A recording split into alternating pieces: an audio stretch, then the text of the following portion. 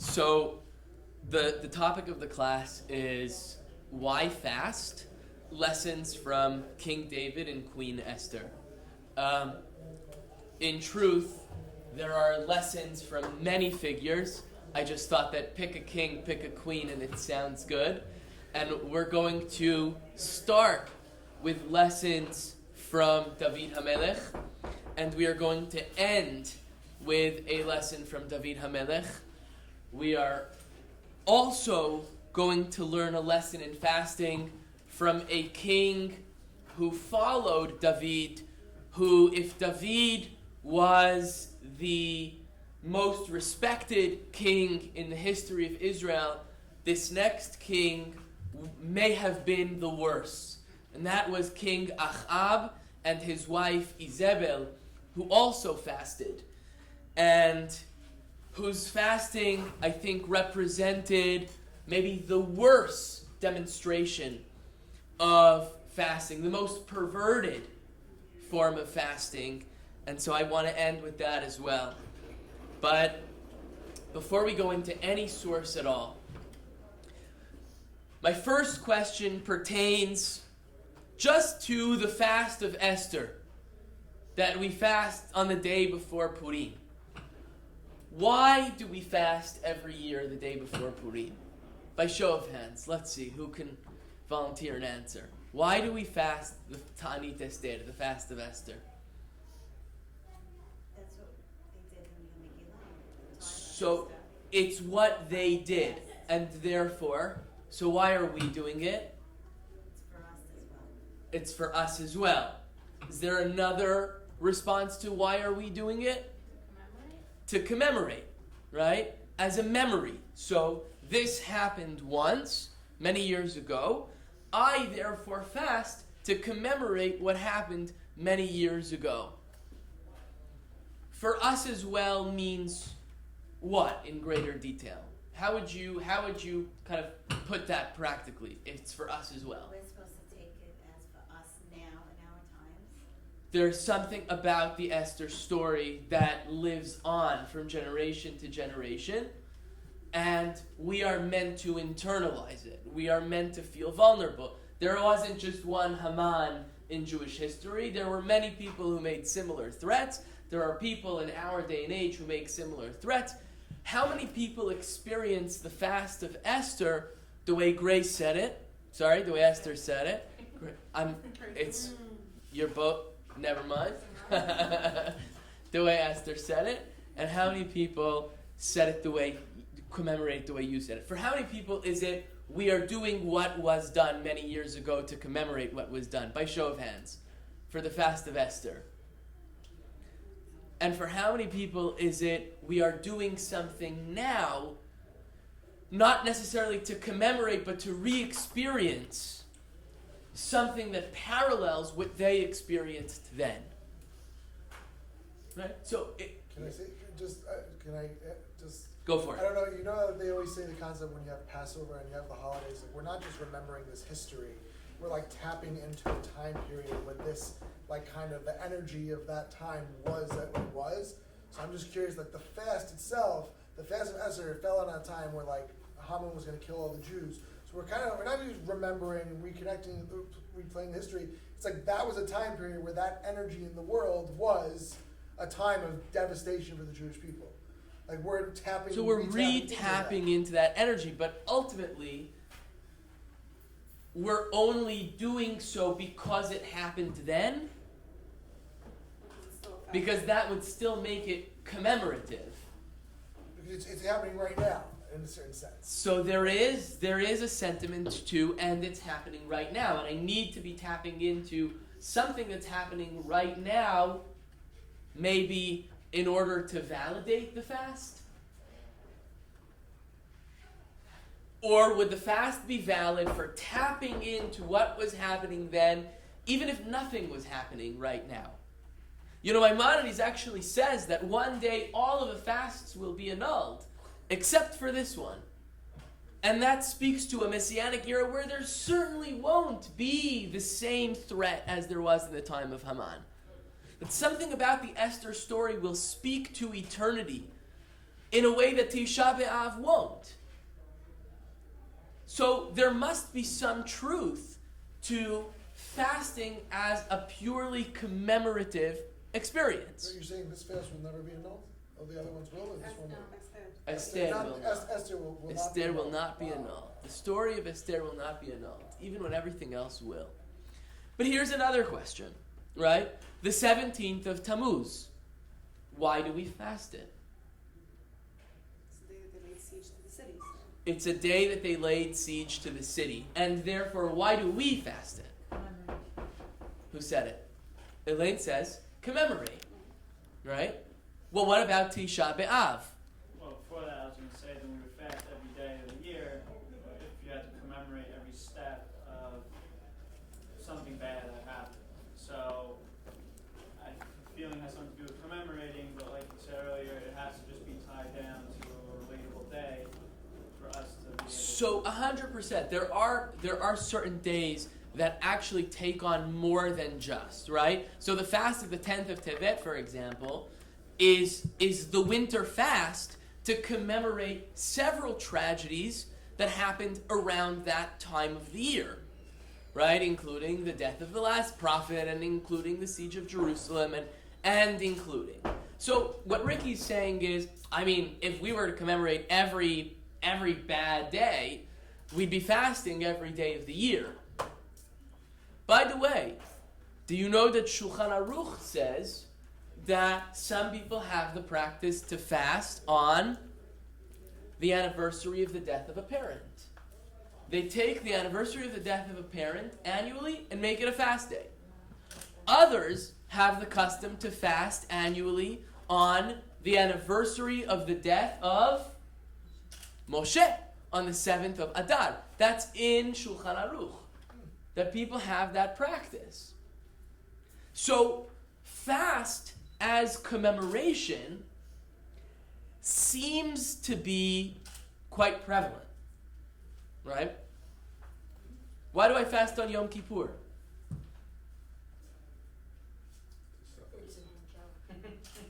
You're the only one who's translating the actual biblical verse. It's to suffer, ve'initem, which literally means, and you shall make your bodies suffer. Why that? Am I commemorating anything? You're suffering because you have sinned, and you are stating that you have sinned by doing something to show some form of retribution for it. So I'm seeking atonement. Right. I'm making a gesture of, as if to say, I'm giving my body retribution for something wrong that I have done in order to seek atonement from God, and I'm doing so year after year. Ki bayom hazeh yechaper alechem, because Torah says that on this day, forgiveness will be given, will be granted. Do the fasts, these are all just questions that I'm going to throw out there, okay? So far we're on like question number 5. Do those fasts that at face value seek primarily to address commemoration integrate some of that Yom Kippur experience into them? You say, I guess so, right? Well, what if I said the following? I mean, just by show, because I think commemoration seems to really play a very, very important role in the experience of fasting. Otherwise, as Ricky says, why would they be picking these days? All of the days on which we're fasting seem to be days on which something of significance happened.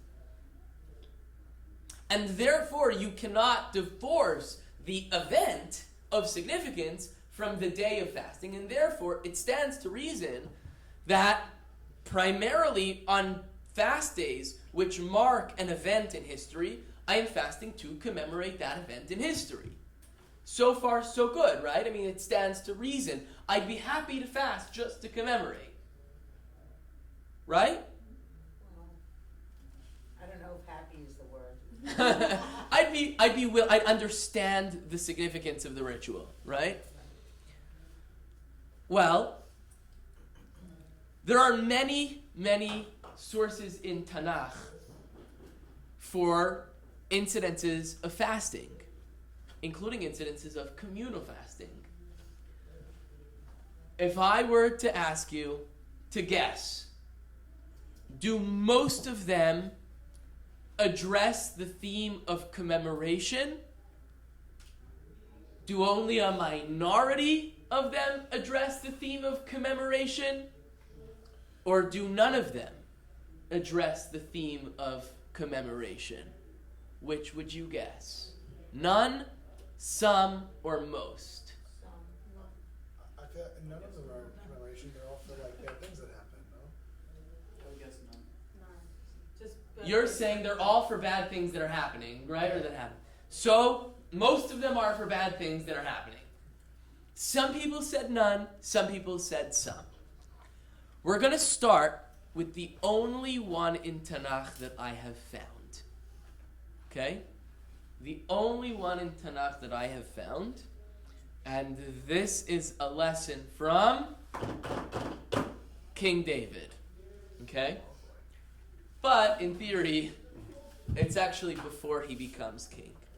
This is at the very, very opening of the book of Shemuel Bet.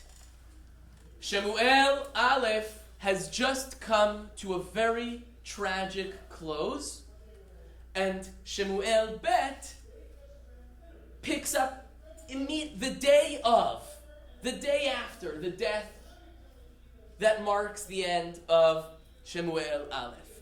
Now, the death that marks the end of Shemuel Aleph is the death of, and it's not Shemuel, but Shaul. Saul's death marks the end of Shemuel Aleph. Now, as somebody in the field of mental health, and also a rabbi, I have spent many hours studying and teaching the context of the death of Shaul. Because in the months preceding Shaul's death, we see an episode of severe depression with psychotic features in the life of Shaul. Shaul's life ends very, very tragically. He fails at war with Amalek. He is punished by Shemuel. And he becomes psychotic. He becomes determined to kill David. He becomes determined at one point to kill his own son. He becomes determined at one point to kill an entire city of priests. In his heyday, he made an effort to eradicate fortune tellers from Israel. And on the night before he dies, he seeks a fortune teller and evokes the spirit of Shemuel the prophet, knowing that the Pelishtim have closed in on him, knowing that he is in a critical moment, and he evokes the spirit of Shemuel, and the spirit of Shemuel tells him, Shaul, at this time tomorrow you will already be dead. What actually happens, though, is what, according to most commentaries and according to the simplest reading of the Tanakh, is a suicide. Shaul dies by suicide. He has an assistant, his caddy, and he tells the caddy that he prefers to die in this way than to be at the hands of the Pelishtim, to be captured in the hands of the Pelishtim. And he says to him, place the sword on the ground, and I will fall upon the sword. And the caddy boy listens, places the sword on the ground, watches as his master Shaul falls onto the sword, and dies. He is the only witness to the death of Shaul. The book sort of ends there. Shemuel Bet begins with this young man whose parents were Amalekite converts, running to David and saying, David, something terrible has happened. And he describes everything, and David questions him and says, how do you know this? And he says, because I am the caddy boy who placed the sword before the king. And ultimately David kills him, but David declares a fast. Everybody has to fast to commemorate the death of Shaul. Nothing about calamity, nothing about catastrophe. David is not about to wage a battle the next day, and they're not fasting so that God can help them in the battle the next day. They are fasting for one reason only. It is to commemorate the death, the tragic death of Shaul. That is the only source that I know of in Tanakh for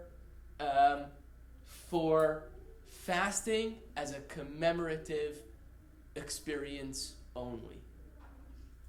Now you might ask me, but what about Esther? Didn't Esther declare for generations divrei hatzomot ve'za'akatam? Wasn't the fast part of what Esther wanted? Doesn't tell, isn't there truth to that? What they were fasting in order to get something overturned, whereas this one was a fast to commemorate. But what about for subsequent generations? I don't know. Maybe when the Rabbi was making that, this problem is never going to go away. Possibly. Where the Jews are being subject to certain hatred and we're at danger, so we're fasting to overturn that danger that we're in, and that's going to last to generations and generations, no matter what. Possibly. Any other attempt to trying to understand what happens with the fast of Esther? Did Esther actually proclaim that? Bingo. Many people assume, because at the end of the book of Esther, when Esther declares that there will be a holiday for year after year, there's a 3-word line there that says, Divrei hatzomot ve'za'akatam, and like the words of the fasts and the prayers that accompany them, and assume that that's a reference to the fast of Esther. But it's actually not a reference to the fast of Esther, because actually Esther did not order a fast be commemorated for year after year.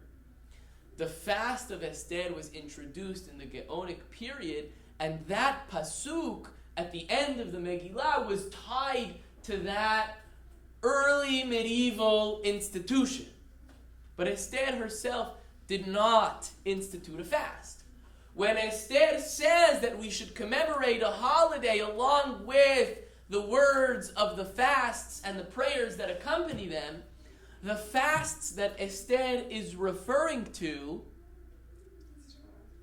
is Tish'a BeAb and the 3 smaller fasts that accompany Tish'a BeAb. Essentially, what that line in the Megillah is saying is that Esther doesn't have ever a precedent for introducing a commemorative holiday into the Jewish calendar. No one else has ever done this before. There's Pesach, there's Shavuot with the Sefirah in the middle, and there is, the first day of the 7th month of Jews, Rosh Hashanah, and there's Kippur, and there's Sukkot. Nobody introduces a holiday yet by the time Esther comes around. But what has been introduced is a series of fasts to commemorate the destruction of the temple and the exile into Babylon. And that's what Esther is latching onto when she says it is just as it was valid for the leaders to introduce fast days into the annual calendar, it is equally valid to introduce a holiday, even though Moshe didn't do it. That's all that pasuk means. The fast was added later. So we don't have any other sources in Tanakh for a fast that is purely commemorative. Though, we have a second lesson from David HaMelech, which is very, very important. And it speaks to the theme of the commemorative fast. But it seems to disprove the integrity or the authenticity of the commemorative fast. What is it?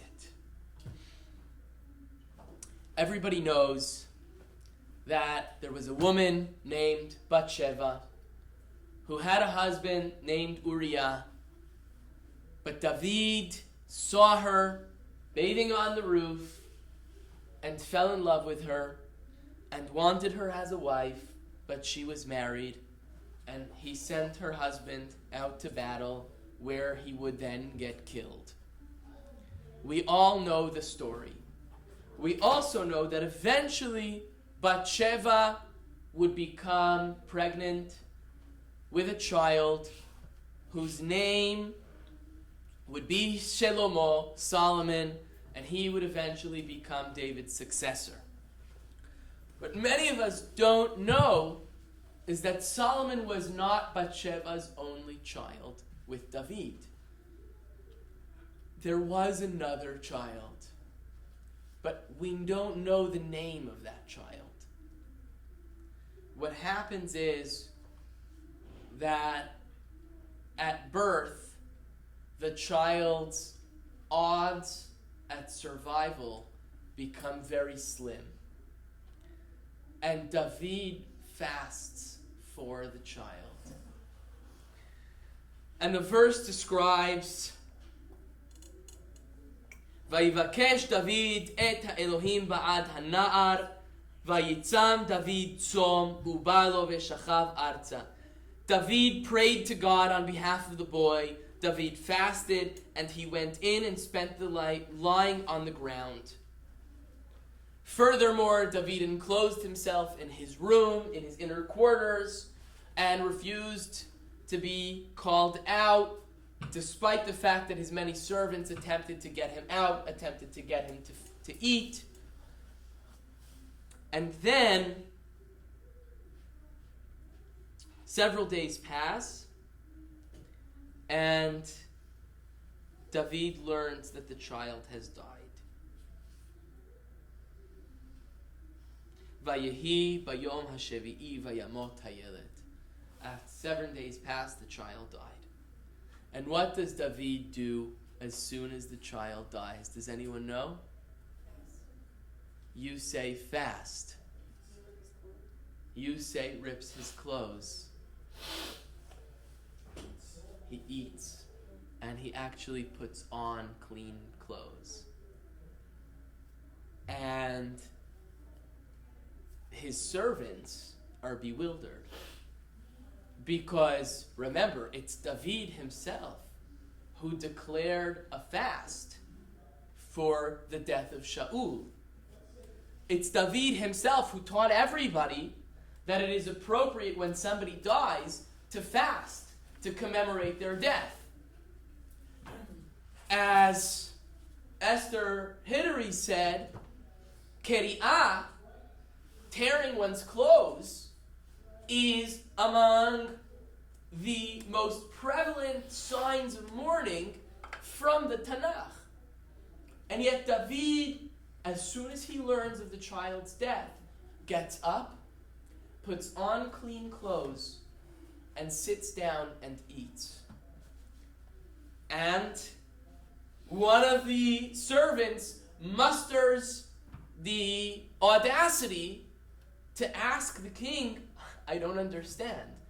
When the child was alive, you refused to eat. And now that the child is dead, now you're eating? And what does David say? Lama ze anitzah? Why should I fast? Ha'uchal lehashivo? Would it help to bring him back? Od ani holech elav, vehu lo yashuv elai. By fasting, I will bring myself closer to him. But he's not going to come any closer to me. Vayinachem David et Bathsheba ishto, and then David went to Bathsheba and offered her words of consolation. What David does in that moment, I believe anyway, is he utterly devalues and and does away with the notion of a fast that commemorates, or a fast that is purely commemorative. David writes it off as utterly useless. Why fast for someone who is dead? Will it bring him back? Will only bring me closer to him, but he will not come any closer to me. And that line, it'll only bring me closer to him, that's very intense. But isn't there a rule also that you don't sit shiva or be in mourning for a baby under a certain age? So that's a great point. I don't know how old the child was. The child may have been older than 30 days when this happened. Yeah. We don't know exactly how old the child was. We don't know that the child died within 7 days of birth. Oh, because she's... I think the child lived a little bit first. I said before that at birth it became clear, but I don't know how long the child lived. I'd have to... From this. What? It's possible. It's possible. But that's a good point. We got halakha from this situation. Either way, I have a lesson in fasting from David HaMelech here. And that is that there is something negative about fasting if it's only to commemorate. I need to be praying for something if I'm fasting. I need to be fasting and channeling my lack of food in some form of prayer. So to speak, asking God to bring back what was taken away. And if that's not possible, then according to David, there's no point in fasting. Right? So, that really sounds a lot like my second question today, which is, well, why do we fast on Tish'a BeAb? Right? If I take David's words entirely, right? If I'm just commemorating something that was lost, and there wasn't a possibility of what was lost being restored to me, according to David here, there would be no purpose for the fast of Tish'a BeAb. It would be a waste of time and appetite. So today's times, still currently, there's much effort by our enemies to destroy major Jewish institutions. So nothing has changed. Which brings me back to question number 1, which is, why do we fast the fast of Esther? Right? Was the fast of Esther, when instituted, meant to be just a commemorative fast? Or, as you said, was it meant to be a fast that... It's a symbol. It's symbolic to be cautious of the threat of what the God poses on you constantly, and therefore also a prayer. That whatever voices, whatever powers seek to destroy the Jewish establishment in the current era, not be successful in doing so. And also a prayer that the people whose actions may have merited that their existence be undermined in the time of Esther, may we as a people not merit the same. That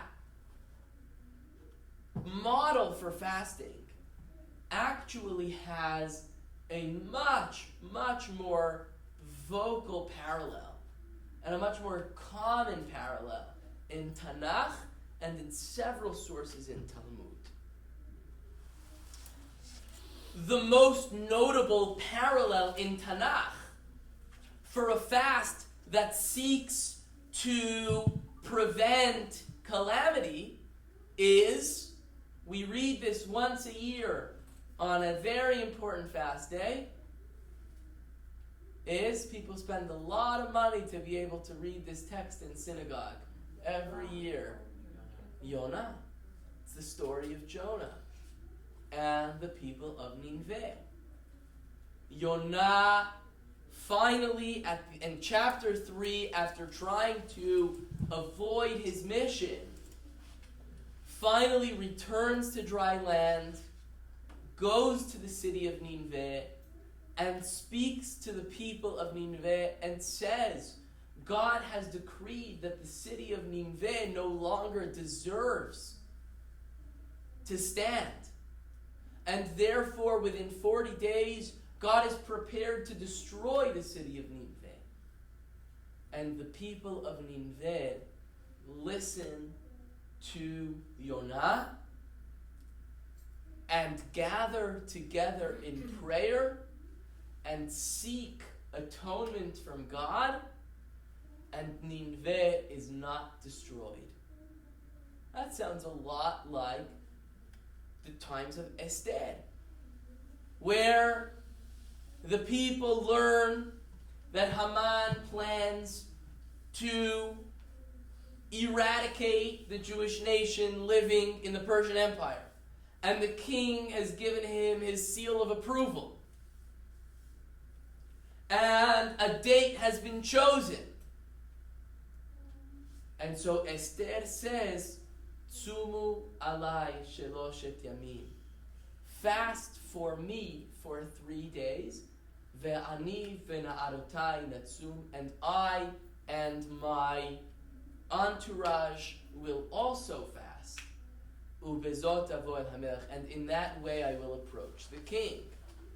Now, of course, the book of Esther says nothing about prayer. And in theory, if you literally translate the term tzumu alai, what she's asking is, fast in solidarity with me. But could you really assume that a nation should fast simply in solidarity with its queen, and she too will fast if the fast does nothing but have her lose a few pounds so that the king will be more attractive to her when she goes to see him, right? The unspoken of the book of Esther is still the indicated, that it's a gesture of prayer. It's asking God, it's seeking something from God, and hoping that God will grant what is being sought. Well, while not explicit in the book of Jonah, Talmud says that Yonah, in that day of fast for the people, Yonah said in very clear terms to the people, don't think that it is your hungry stomach and your unclean clothes that will turn the table for you. That's not what God is interested in seeing. But rather, Vayar Elohim et ma'asehem ki shavu midarkam hara'ah.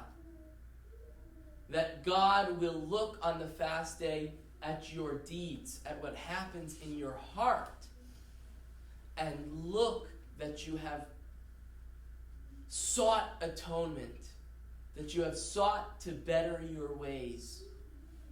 And that is what will make a difference on the fast day. Is Yonah the only biblical example of this?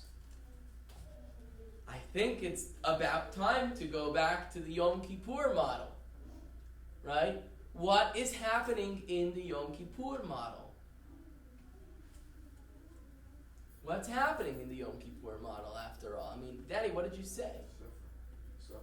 And therefore, I'm suffering and what? So then I can show retribution. I am suffering with a specific goal in mind. I am seeking atonement and willing to show God that I am suffering over the past so that I can gain atonement for the future. But Yom Kippur is much more personal. We're each fasting for ourselves. Absolutely. Yom Kippur takes on a different characteristic than what happened for Esther, because Yom Kippur, the instruction specifically states that this be a day of atonement for each and every individual. It's not about the fate of the nation on Yom Kippur so much as the fate of each and every individual's coming year, right? It's not about the fate of the nation, right? The Sidur, the Machzor also speaks to nations being judged, but it certainly more prevalently speaks to each and every individual being judged. Nonetheless, the mechanism of fasting, or the reason for fasting, speaks still to a prayer. I'm still asking for something. I'm not fasting because on this day something happened. I'm fasting because I am asking something of God, and I have been told every year on this day I should fast, and God will hear my prayer. Every year on this day I should fast, and God will hear my prayer. If we bring that back to all those other commemorative fasts, well, are they just commemorative fasts? Or are they only validated by the presence of prayer coupled with the fast? Are they only validated if we channel the fast into a prayer? And that's where the prophet Isaiah comes in. Because he strongly rebukes the people for fasting pointlessly, for fasting only commemoratively. And here I need to pull out my cell phone because I realized on the train that I didn't have all the verses. And it should be in my history, Isaiah 58, number 2.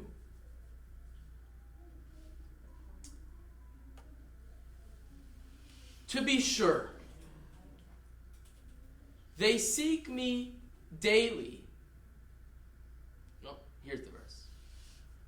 They ask the prophet, Lama tzamnu velo ra'ita, eininu nafshenu velo teda. Hen bayom tzomechem timtzeu chefetz, vechol atzbechem tinogeshu. You ready for this? They ask the prophet, why did we fast, but God clearly wasn't looking? Why did we make our bodies suffer, and it seems as though God has no clue? To which the prophet responds, Hen beyom tzomechem timtzeu chefetz. I promise you, on the day that you fast, you will find God's response. V'chol atzabechem tingoshu. And all those who have oppressed you, all of those who have made you suffer, will retreat. Hen, however, lariv umatzah tatsumu. Right now, what you're doing isn't fasting. It's tzom, it's fasting if you wish, but it's in the context of rivu matzah, fight and contention. Lehakot be'egrof rashad. You're fasting, but while you're fasting, you're still having somebody beat up with your fist. Lo tatsumu kayom lahashmiya b'marom kolchem. What you're doing right now is not the type of fast that opens the heavens to your prayers, to your voices. Hakazeh yihye tzom evrachehu? You think this fast that you're fasting right now is the type of fast that I desire? Yom anot adam nafsho? You think I care for men to starve their bodies? Halechof be'agman rosho? You think I care for men to bow their heads as a rote? V'sak va'ever yatzia? You think I care that your clothes weren't washed? Halazeh tikrad son v'yom ratzon ladunai? You think that's what defines a fast? That's what defines a day that God wishes for? What's the point here? The people were fasting. They were fasting, weren't they? And God wasn't responding to anything. Nothing changed in the world. What did they think they were doing when they fasted? You said it under your breath. It seems as though for the people, the fast was just to commemorate. Our temple was destroyed. Our leadership was removed. Our people were exiled. You told us to fast. We're fasting. And the prophet says, fools, you're not getting it. The whole reason why the fast was instituted, it was instituted as a means to a different end. You're fasting as if the fast were an end in and of itself. But that's not what the fast is for. And so you're missing the point. That's what the prophet is telling the people. And I'll prove it to you. Because there's still violence, and there is still conflict, and there is still strife. If you're still doing that, that means that you're not getting the point of the fast. The fast is supposed to evoke a desire to not engage in those things. Now, an outsider might say, but I don't get it. I mean, what does one thing have to do with the other? Why is it that just by going hungry, and the people didn't seem to get it either, right? Because they went for the motion, and it didn't help. So they were obviously missing a piece to the puzzle, which is just the question of what's the mechanism that would allow for the fast to translate into this sincere prayer before God. And that's where the final source comes in.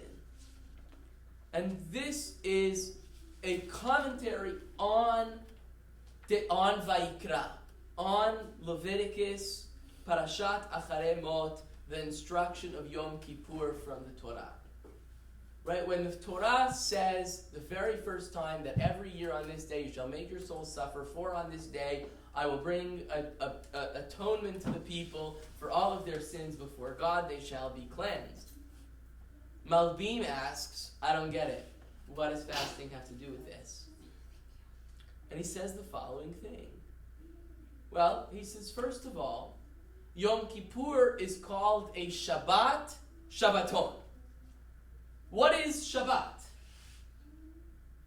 What is the definition of the term Shabbat? Rest. Shabbat, Shabbaton. There's going to be resting here. It's going to be resting on a whole other level. On Shabbat, your soul rests by not engaging in things which would tire it. On Shabbat, Shabbaton, Yom Kippur, your body is going to rest too. By depriving your body of its labors, namely food and drink. And what will happen when you do that? Well, that is indicated by the term inui, which literally means suffer.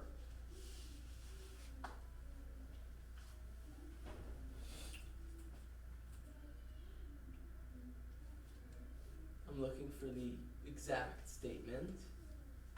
But essentially, the gist is, if you deprive your body of its basic needs, you will remind your body how vulnerable it is.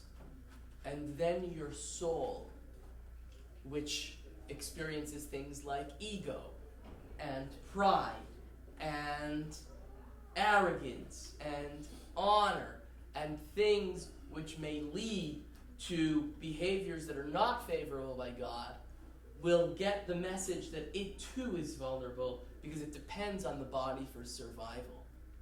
And when it does that, it will be more keen on praying from that place of vulnerability, and that will lend to sincerity, which will lead to the types of prayers that will bring atonement.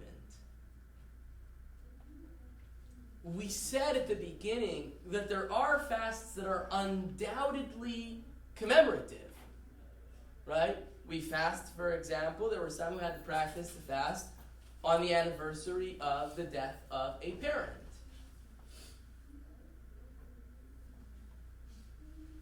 The fact that these fasts are taking place on days in which calamities occurred means that there is an element of commemoration to them. But what I'm learning from all these other sources, what I'm learning from King David and Queen Esther, and these other Talmudic sources, is that there has to be a graduation. The commemoration has to itself evoke a sense of vulnerability and a sense of need. And that is what makes the fast meaningful. And the prayers that we insert in our fast days very much speak to this. Unfortunately, they're never translated. Even in like the Hebrew English Sidurim, if you go and read the Selichot that we read, the Tachanun that we read on fast days, there's never a translation for them. So we never tap into it if we don't get the Hebrew. But the Hebrew itself is written in such a poetic language that a person fluent in Hebrew can get lost in the text and lose sight of what the authors of our liturgy wanted us to feel on this day when we read these prayers. And that's unfortunate. The final lesson comes from the wicked king Achav. Achav, his palace was adjacent to a beautiful, large land. But that land was owned by a man named Nevot. And for many years, Achav wanted the land to build a garden adjacent to his palace, and Nevot refused to sell. So Izebel, his wife, said, "You're the king. You can do whatever the heck you want. Here's what you do. You send out a letter to the whole city saying, declare this day a day of fast, and call Nevot to the Supreme Court. For Nevot has committed a crime." Why would there be a fast on the day that somebody has a court date? To overturn the judgment. Well, it's twofold. It's hoping that he is innocent and that we can overturn the judgment, but also if he is guilty, to seek atonement for a person's misdeed in our midst. Who is the wrongdoer here? The king. The king and his wife, his wicked wife. Who is innocent here? Nevot. They're framing Nevot. And they, in order to make themselves look righteous, are calling for a fast. And on the day of the judgment, they pay two people to give a false testimony in a court of law to say that Nevot is guilty of treason, and they hang Nevot and claim the garden as their own. And the irony that they do so in the context of calling for a fast. That's the most perverted form of fasting. Isaiah was describing a fast that's not perverted. It's just disconnected. Right? And what Isaiah is asking the people is just to connect. They want God to hear their prayers. Then they need to channel their fast into the type of fast that evokes a sincere prayer. And God will listen. That's what we hope. But that is what David also meant when he decided not to fast when the child died. What he wanted was for the child to live. He didn't want anything else. He didn't want atonement. He just wanted the child. And when the child died and he knew that the child couldn't come back, he was ready to stop fasting.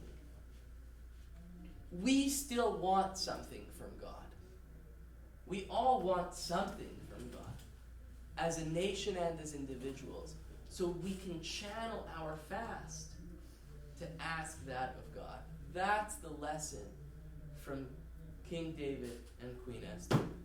Everyone should have a meaningful and happy and easy One rest of your question. fast. And go ahead. Why do people fast on their wedding day? Great question. I don't have the answer. Oh, okay. I think that it has something to do with the fact that a person's wedding day is like a mini Yom Kippur. And it's an opportunity for them to start anew, to start fresh. Oh, that sounds I think it has something to do with that that. sounds Yeah. All right.